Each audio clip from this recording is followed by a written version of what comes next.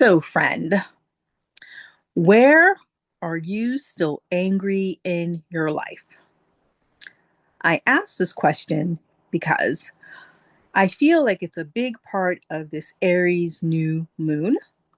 This Aries new moon will be April 17th. It will be exact at 7:51 a.m. Eastern at 27 degrees. So we're continuing in this theme of having a new moon at the end of an astrological season. This new moon in Aries is literally a few hours before the moon actually enters Taurus and a couple days before the sun moves into Taurus. So we are having a new moon again right before a new season. This Aries moon is right before Taurus season. And what this is about is continuing this theme of finishing endings, completions, clearing the slate so that we can have a new beginning. Or maybe you had a new beginning, a new path open up for you, maybe around eclipse season, this perhaps February or so, or the few weeks after. Maybe something came up for you during the last few weeks of the Mercury retrograde, and you're still dealing with the final wreckages or the details around that. Maybe something new is beginning to form. Maybe there's a new foundation that you are building. So, a big key part of that, I feel like this particular new moon is asking us to address is our relationship with anger. Where do we feel our excuse me, or where we still have things that we're angry about, but it's still in the background. We're not fully conscious of it. Because of the aspects of this particular new moon, I feel like it's going to bring that to the surface for many of us, where we don't realize we're still angry. So even the few days leading up to it, we may be feeling irritation, agitation. I haven't been paying attention to what's happening in the news or the collective. So if something is happening and I'm not talking about it, that's why. For my own mental health, I need to take a break from paying attention to all of it on a day to day basis. But this could be coming to the surface during this week of this new moon. The conflicts could be intensifying because I think on some level, most of us are going to be emotionally triggered. We're going to be feeling either anger about things that we've been angry about for a long time, but in a new way, or it may be revealed to us what we're angry about that we were not aware of, or maybe we weren't aware of just how angry we are. And this could definitely be happening to the people in charge of things on a global level. And as a result of that, things could intensify. There could be a desire to really stand your ground in an unhealthy way, to have major power plays, to demonstrate power over. Unfortunately, that could be part of what comes up in the collective. And it could also be what comes up for you in your own personal life, or maybe in things you're dealing with in aspects of your business. For those of you who don't know me, welcome to the channel. If this is your first time, I'm Darice of Illuminated. Welcome back if you are returning. I do appreciate everyone who does come back to the channel. And I like to look at astrology as a way to help us have a window into ourselves, what we're experiencing emotionally, mentally, psychologically, and how to use it as a tool for our mental health and spiritual growth, spiritual insight, and spiritual support. And so if that resonates with you, please do like the video. If it speaks to you, if it resonates with you, please also share the video and let's share the channel as well. That does help me get the message out to more people. And now let me get into the details of this new moon, again, happening on April 17th. And I may be looking at my notes from time to time. So that's what's happening here. We have the new moon conjunct Chiron. Chiron is the wounded healer. And it represents that wound that we're always working on, what we're learning to heal from. For many people, it's maybe being abandoned, feeling emotionally abandoned. Um, so maybe something in your life has happened to trigger that for you again. And there's rage around it.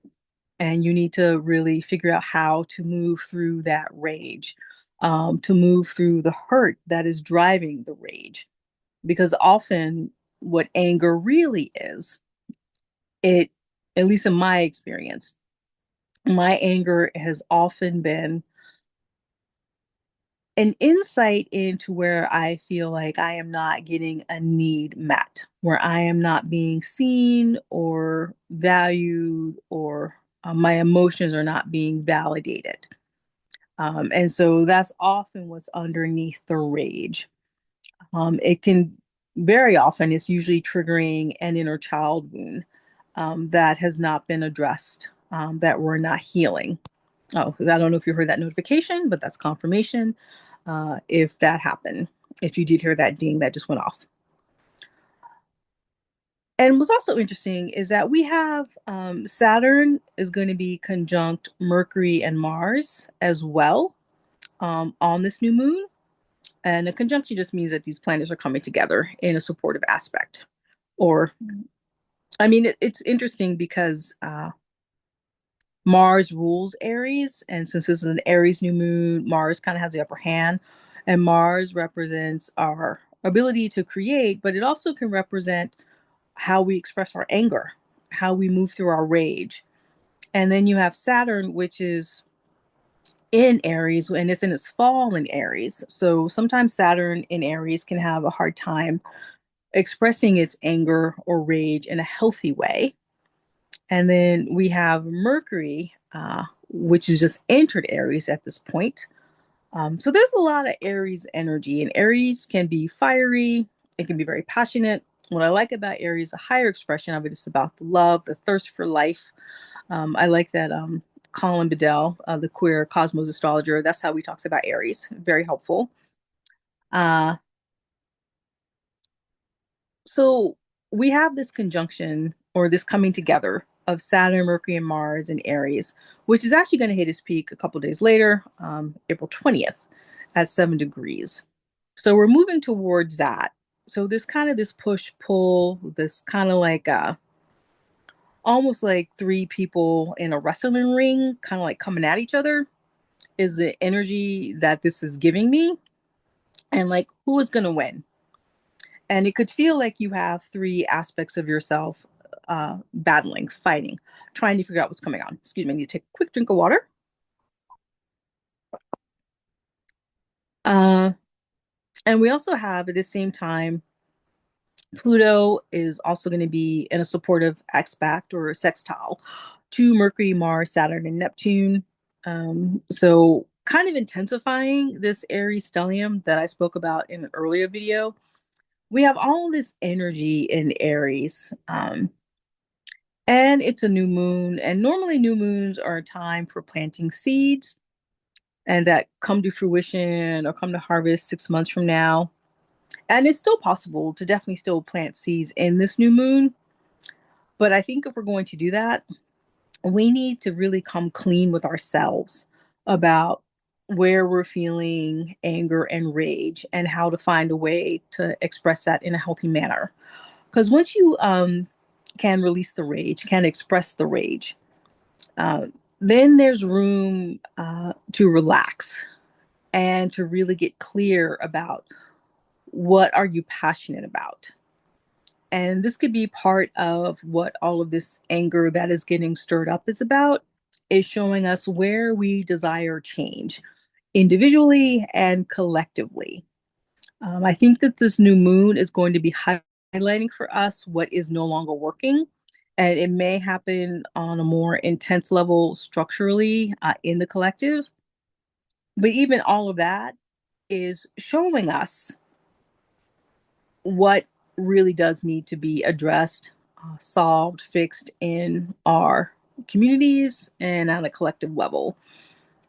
And this new moon can also be showing you what needs to be fixed or addressed individually inside of yourself and in your own life. It is an invitation to begin doing that work if you've not already been doing it, or if you have been doing that work, that spiritual exploration. It is a chance to take it to a new level. I think it's a good time to remind people of what other people in metaphysical circles can often talk about, the spiral development, or like if you think about your soul growing and expanding, going up and around as a spiral.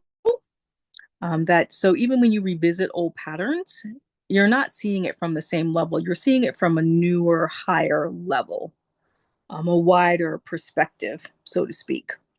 And my intuition is that this new moon is doing that for all of us. It's giving us a chance to see where we have grown in many ways, but what needs to be healed at a higher, newer level.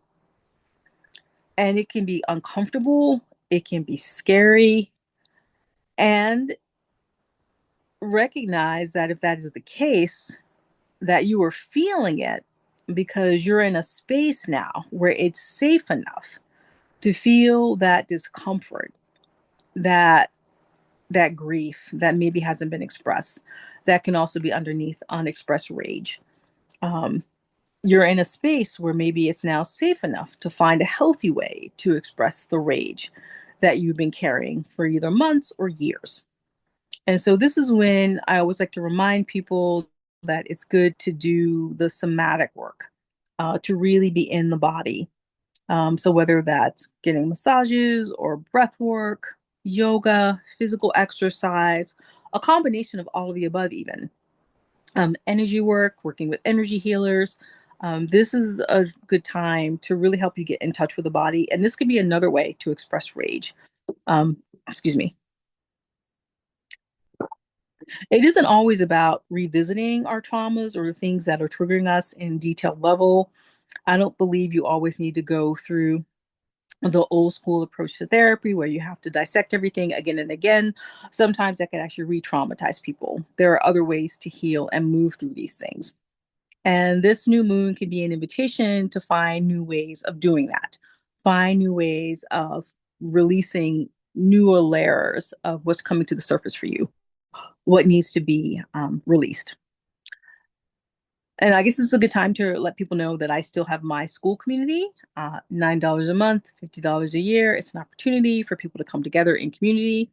A lot of times we just talk basic astrology, answer questions, but it's also an opportunity for me to answer other people's questions, sometimes hold space for folks in the community.